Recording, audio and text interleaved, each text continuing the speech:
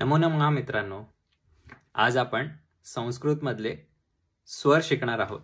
त्यासाठी आपण महेश्वर सूत्राचा आधार घेणार आहोत. महेश्वर सूत्रातली पहिली 4 सूत्रे ही स्वरांसाठी आहेत. अ, ई, उ, न, रू, रू, क, ए, ओ, न, ऐ, औ, च. महेश्वर सूत्राची गोष्ट आपणास सर्वांना माहीतच आहे.